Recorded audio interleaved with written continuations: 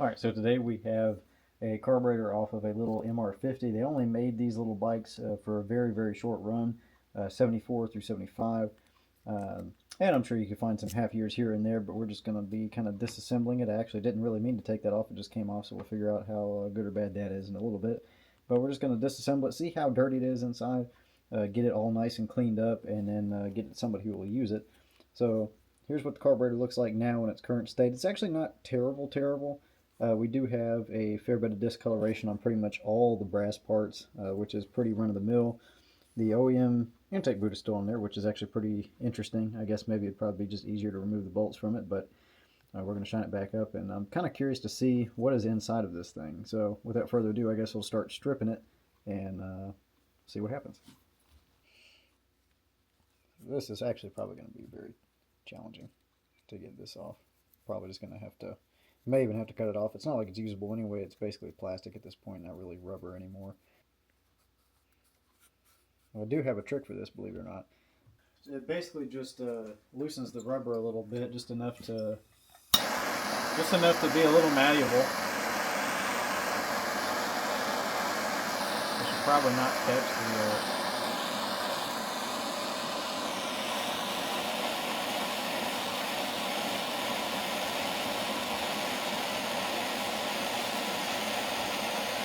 All right. There we go. So when in doubt, just use a ton of fire. It works. It works very good.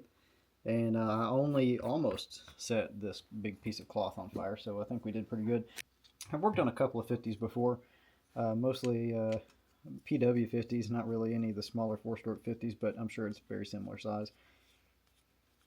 Very, very easy to access. I have not opened this carb up before, although it's very, very similar to a couple other ones that I have. It's about a little bit of a rusty spring here. It's fine, I'll lay everything out. See about getting the slide out. Almost had it and then I fat fingered it. There we go. So that's the size of the slide and the needle that we're working with here. Very, very tiny. For reference, my hands are pretty small and they will fit in a small size glove at Harbor Freight, or if you choose a more reputable establishment, their gloves too. And you know, you can see it basically fits on my pinky pretty good. So very, very tiny, very nice, very demure. So with that removed, we can go into the bowl. Now this is what I'm most worried about. And when I say worried, I mean varnish is really nothing. If you've seen the new gas or newer gas will have kind of more of a reddish varnish to it. Well, thank goodness that's not stripped or seized or anything. New gas will kind of have a reddish varnish to it, almost like a liquid rust, not to be confused with actual liquid rust, which is a far bigger pain in the ass. But the old gas would be a black varnish, and so that is usually it smells way different. If you've never smelled it before, I highly recommend it if you don't want to smell anything ever again. So let's see, that's about what I expected. Definitely some rust color in there. Rusted away the what probably was the maybe not the float valve, the needle valve. No, it's probably that stainless steel screw in there. I think has been rusted away. So we're gonna see if we can get that out of there. It looks to be pretty much all original, but that white is probably going to be the oxidation of the aluminum itself, or certain parts of the cast aluminum. And then this, based on where it is in the carb, I'm going to say is probably just the screw. So we're going to see how easy or not this is. Surprisingly, for as rusty as that is, that wasn't very difficult. And then the smaller screw on the side here we'll go ahead and remove. This little retaining clip that comes out to keep the float needle in. I have a feeling that this is going to require a lot of... Now the fire doesn't really hurt anything in this case because the melting point of aluminum is something higher than I'm probably going to get it. The rubber, on the other hand, that makes up the gasket for this thing is a different story. And I don't know what brass melts at, but it's probably not what I just did, so I've done tipped it over. Oh, ouch. Oops. Whoopsie daisy. So let's see.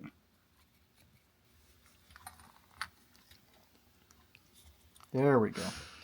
That's going to be your float needle. I do believe the oh fucking shit. All right, well that's small. I'm just going to deal with it at this point. I kind of earned it, I guess. But that's going to be the float needle. Very, very, very tiny in this little carburetor, and probably not working very well either. Now it will actually. It is kind of working. It does have some springiness. You can probably get it back. One thing you'll look for, and it's going to be almost impossible to see on camera, when you take these apart, you're going to look. There's going to be a little ring around there. If there's a ring around the top there, you'll need to replace it, and I don't think it'll show up on camera, but I'm not seeing one, which is good. It probably means it didn't get much use.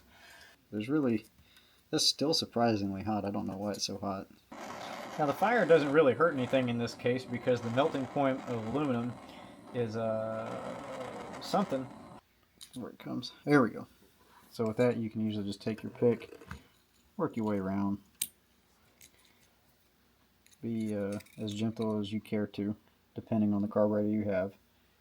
And with that, it is stripped and ready for cleaning, and that'll be the next thing to do, is clean all this stuff very meticulously. So without further ado, we'll get to that. Alright, so apologies if it's a little bit more shaky. Camera girl went to the gym, so I'm kind of here by myself with this right now. But we're going to go ahead and start the process of cleaning. I think what's going to take the longest, not necessarily the longest, but be the most intensive, is the bowl. You can just see all that rust in there. I'm actually out of carb clean. I don't know how that happened. What I do have is this great value Walmart brand oven cleaner. It actually works pretty well.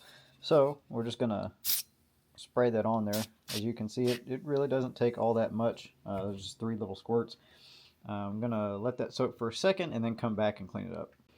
Alright, so let it sit for a while. The bubbles have more or less gone away, and what's left inside is kind of just a pretty dark colored liquid here. So we're going to go ahead and start getting to scrub a little bit, and that should, honest to goodness, get pretty much every bit of this out. A little bit of a rinse with some water, and that's what we're left with now, which is not bad. Not great, but not bad. And I think I can still get a fair bit more of that now. Let me see here.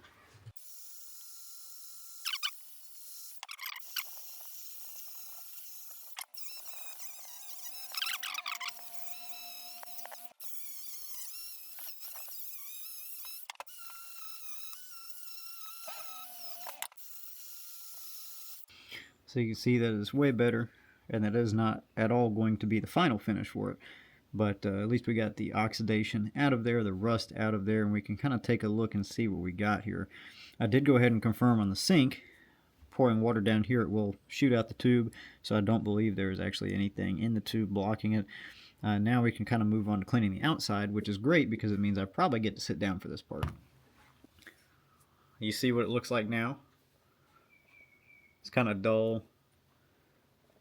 Oop, going the wrong way. Dull, dirty.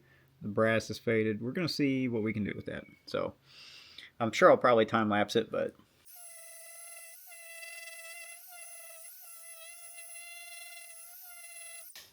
just kind of want to show them. I'll take a quick break here, even though I've only been doing it like 60 seconds. I want you to see the kind of difference. I'll hold it in my dominant hand. See the kind of difference we're making with these carburetors is going from something that looks kind of like that to something that's that. So without further ado, I'm going to go ahead and do the other side of this as well. I'll try to do it facing the camera. It's kind of difficult the way I'm seated. I know y'all can't see how I'm seated here, but I'm going to make an attempt to keep everything in the camera and let y'all see the progress as it happens.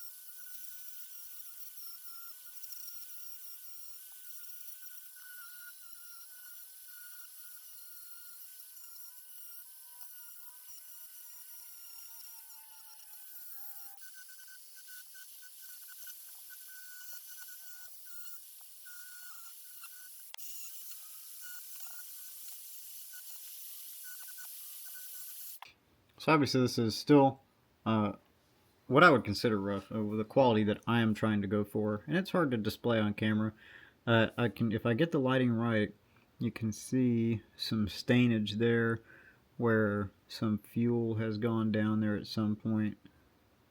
Yeah, it's actually pretty hard to catch on camera. The brass is shining up pretty nice. Like it could be better, but it's shining up a little bit nice. Some more spotting, um, some stainage and all that. And we'll try our best to get that out. There's no guarantee, but at very least, it is way better than what we started with. So we'll try to keep going at it with the brush and get some of that out. And kind of see, and some of it, you'd be surprised. You can go over stuff and then it'll just kind of wipe off. But you never know. So it's always best to just kind of relook at it and go from there. This area in particular, I think I'm going to go back over another time or two. I'm going to go back over the whole thing a time or two. Also, if you notice what I'm doing, what I would avoid doing, especially if you do the technique that I do with these brass brushes, which I will go over at one point, don't have it 90 degrees to the material if you can help it. There's some spots where you're going to have to, but don't have it like a saw blade. If you notice, what I try to do is I try to have it at a pretty good angle here, and that lets the brushes flex and kind of brush by it instead of chew into it, if that makes any sense. A brass brush is really pretty safe on aluminum. That does not mean you can't damage it. You absolutely you can if you're, dumb about it. But more than likely, you will be fine. Just keep it at this angle. Or, you can really do it at any angle. Just don't keep it there for a long time.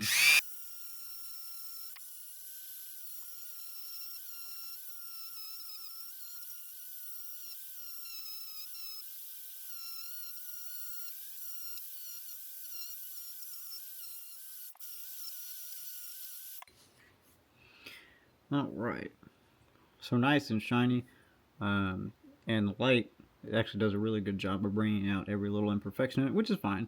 It's not going to be perfect, as close as we're going to try to get it to perfect, but there's still a couple other things that we could do depending on how much we want to put into this carburetor as far as effort and time, which I do believe in putting a lot of effort and time into carburetors. There's a certain point where it's not worth it depending on your project. But we're trying to make really nice, good, clean carburetors here. And now, and I keep touching it with my dirty hands also, which is why it looks like it's less clean than it is, because my hands are not. But now we got the bowl to address again. And I did want to come back in here and do this again. So let's see what we can do.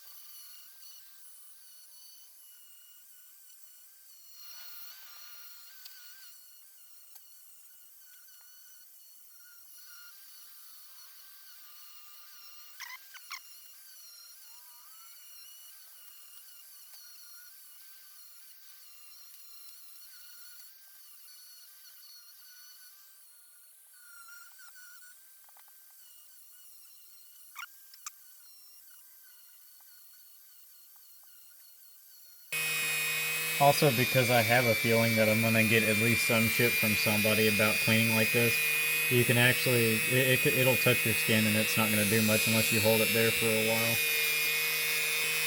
Safety first for him, kids. The generation just soft little sissy liberal. I wipe my ass with one of these. Roto wipe. Honestly. This is actually what they have in the bidets to help wipe. It's just a giant wire wheel. If it gets tangled in the ass hair, just go ahead and scalp your asshole. Only in the men's bathroom, though. Oh yeah, the women just The women get one of these. That's going in the video. 100%.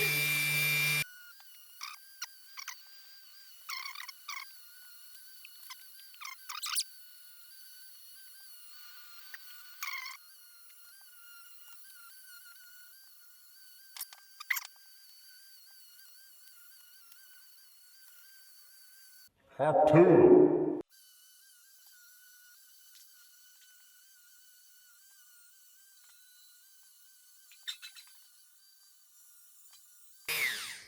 Alright, so next, this part, you might want to follow, because I think, let me make sure they're still, yeah, still working on it. Just use a generous amount. You don't have to use the whole can, but it definitely helps.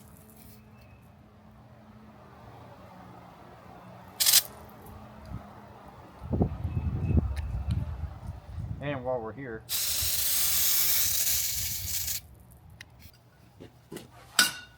alright. So now we've used 1/4 of a can of AutoZone brake cleaner because I ran out of carb cleaner. And there's no rubber parts. That's the important thing, and I should, as much as we do joke around, I would advise not using brake cleaner on a carburetor that has rubber components in it that you actually want to be able to use ever again, because it will not play very nice with them, with the rubber components, and it will suck when you go to put it back together and it leaks everywhere. So, also, if you are going to use that stuff, do what I did and go outside.